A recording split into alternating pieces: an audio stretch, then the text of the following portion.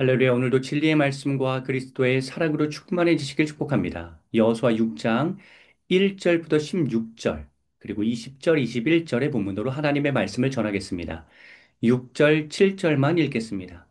눈의 아들 여호수아가 제사장들을 불러 그들에게 이르되 너희는 언약궤를 메고 제사장 일곱은 양각 나팔 일곱을 잡고 여호와의 궤 앞에서 나아가라 하고 또 백성에게 이르되 나아가서 그 성을 돌되 무장한 자들이 여호와의 궤 앞에서 나아갈지니라 하니라. 아멘. 여리고 정복과 관련하여 우리는 세 가지의 오해를 걷어내야 합니다. 첫째, 인간적인 방법은 전혀 쓸모가 없다는 오해입니다. 일반적인 군사 전략적 대결이 아닌 하나님의 방식으로 승리하였으니 우리도 우리의 모든 이성과 경험을 다 놓아야 한다고 주장합니다. 인본주의와 신본주의를 운운하면서 인간적인 요소를 지나치게 대립적으로 봅니다.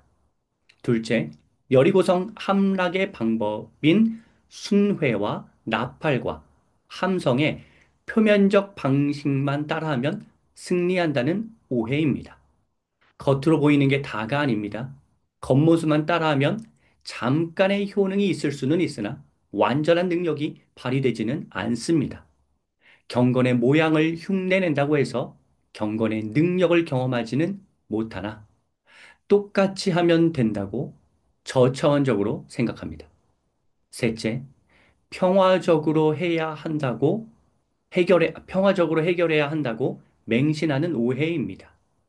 평화적으로 보이는 여리고성 함락 방식은 모든 상황에 통용되지는 않습니다. 그러나 여리고 정복 모델을 가장 이상적인 모델로 제시하면서 이렇게 적을 제압해야 한다고 주장합니다. 오늘 본문 이해를 통해서 이 세 가지의 오해가 좀 해결되기를 기원합니다. 지금 여리고를 비롯한 가나안 사람들은 이스라엘의 군사력에 대한 공포감을 느끼고 있습니다. 그 군사력의 근원이 여호와 하나님이라는 사실도 알고 있습니다. 요단강 도하의 기적에서 하나님의 언약궤가 신통력을 발휘했다는 소식 또한 소문을 통해 다 들었습니다. 그렇다면 여리고 사람들이 보고 소스라치게 놀랄 만한 요소는 바로 하나님의 언약궤입니다. 6일 동안 아무런 군사적 충돌 없이 하나님의 언약궤를 메고 한 바퀴씩 순회하는 행위는 적들의 공포심을 고조시키는 역할을 하였을 것입니다. 물리적 군사력을 전면에 내세우진 않았지만 영적 군사력이 발휘되고 있기에 군사적이지 않아 보이나 상당히 군사적인 전략입니다. 게다가 7절, 무장한 군사들이 함께 행진합니다. 제사장과 나팔수만 있지 않고 정예 부대가 함께 순회합니다. 손자병법에 나온 대로 큰 충돌 없이 전쟁에서 승리하였지만 이는 군사가 필요 없다는 뜻이 전혀 아닙니다. 침묵으로 순회하다가 갑자기 일곱째 날에 큰 나팔 소리와 함성으로 돌진하니 그 파급력은 실로 막강했을 것입니다. 20절, 성벽이 와르르 무너져 내리는데 이스라엘의 나팔과 함성을 하나님께서는 사용하셔서 기적처럼 강성한 성벽 파괴와 여리고성 점령이라는 놀라운 성과를 거두게 하십니다.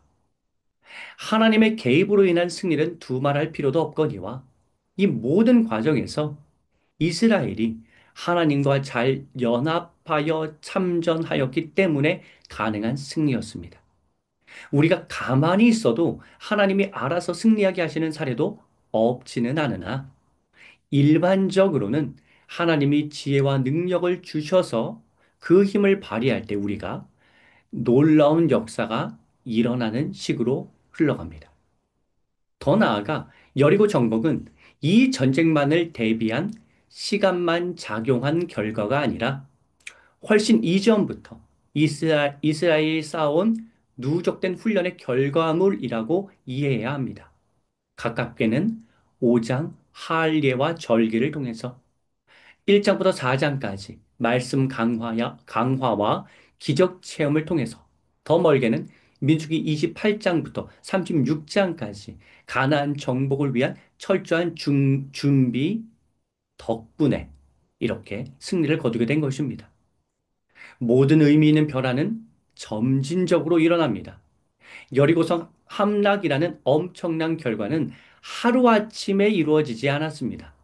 이스라엘의 신앙과 실력이 조금씩 쌓여서 생겨난 업적입니다.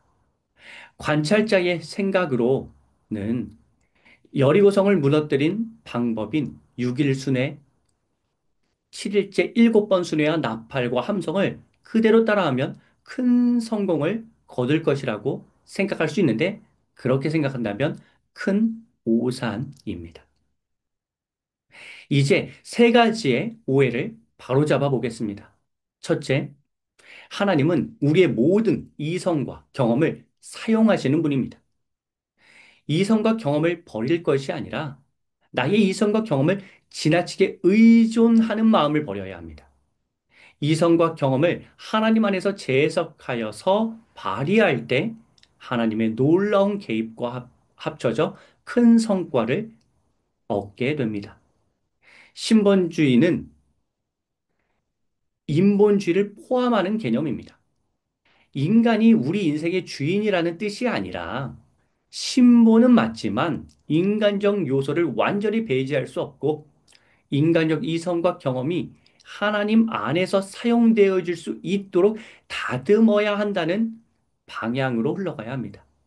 6절부터 16절까지는 인간과 협력하시는 하나님이 나오는 장면이고 성경 많은 곳에 이렇게 인간과 연합하시는 하나님이 나옵니다.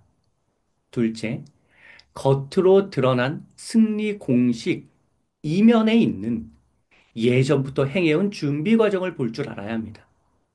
같은 방법과 스킬도 누가 하느냐에 따라 달라집니다. 같은 행동이지만 사람에 따라 결과가 달라지는 이유는 각 사람마다 그동안 쌓아온 실력과 신앙의 차- 그동안 쌓아온 실력과 신앙이 차이가 있기 때문에 그 행동을 할 때 미쳐지는 영향력이 사람마다 미묘하게 다른 것입니다. 제가 최근에 들은 충격적인 기도의 방법은 빨간색 깃발을 흔들어야 악령이 떠나가니 자녀의 문 앞에서 빨간색 깃발을 휘두르면서 기도해야 한다는 접근법입니다.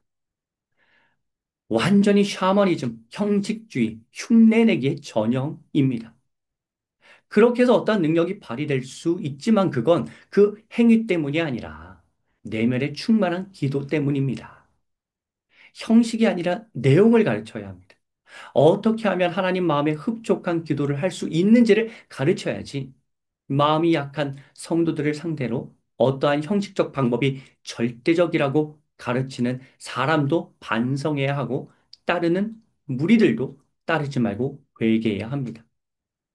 하나님이 주시는 승리는 단순히 겉표면으로 드러난 어떠한 것을 그대로 따라한다고 얻어지는 것이 아니라 상당히 오래 전부터 쌓아온 하나님과의 깊은 관계의 산물입니다. 1절부터 5절까지를 보면서 표면적인 방법을 참고하여 따르려고 할 것이 아니라 그 이전부터 훈련받은 이스라엘의 신앙과 실력 축적의 과정에 우리는 더 집중해야 합니다. 셋째, 평화적 해결은 비무장을 의미하지 않습니다. 군사력 증강이 비평화를 뜻하지도 않습니다. 인간의 본성을 너무 선하게 보지 마십시오. 인간은 제대로 감시하지 않으면 언제 나쁜 짓을 할지 모릅니다. 언제 뒤통수 칠지 모릅니다. 언제 배신할지 모릅니다. 양의 탈을 쓰고 왔는데 이제 늑대의 본성은 발휘하지 않을 것이라고 철석같이 믿었다가 완전히 몰살당하는 일이 벌어집니다. 제대로 대비하지 않으면, 방비하지 않으면 무너지는 건 시간 문제입니다. 선한 분들에게 당부드립니다. 세상 사람들이 여러분처럼 그렇게 선하게만 생각하고 있지 않습니다. 상상 초월의 나쁜 방법으로 선한 사람들을 무너뜨리려고 합니다. 그렇게 당하는 것이 과연 하나님의 뜻일까요? 그렇게 당하는 것이 하나님의 뜻이라고 뭐 주장하면서 논리를 펼치는 분들, 신앙적으로 해석하려는 그 시도는 좋으나 악한 자들에게 방어 무기와 공격 무기 없이 다가가서 친하게 지내려다가 급습을 당하는 게 과연 성경적일까요? 하나님 나라를 더 확장하기 위해서 하나님 안에서 지혜를 모아 올바로 대응하는 태도가 성경적입니다. 철저한 전투 준비 태세가 온전한 신앙인의 자세입니다. 여리고성 함락의 과정을 잘 보십시오. 그냥 순회만 하고 나팔만 불고 소리만 질렀나요? 20절, 21절 성벽이 무너진 이후에 들어가 진멸하는 과정이 다 있지 않습니까? 7절, 13절 순회할 때도 무장한 군사들이 동행하였습니다. 다른 본문에 나온 다른 전쟁에서는 물리적 충돌이 일어나기도 합니다. 나약한 평화주의가 평화를 보장하지 못하고 강성한 군사력이 평화를 가져옵니다. 우리는 훈련된 영적 군사가 되어야 합니다. 사랑하는 성도 여러분, 우리는 늘 전쟁을 펼칩니다. 전쟁에서 승리하기 위해서 우리는 무엇을 잘 준비해야 할까요? 잘 준비되고 훈련된 영적 군사로서 하나님의 능력이 성도님을 통해 온전히 잘 나타나고 발휘되길 간절히 기원합니다.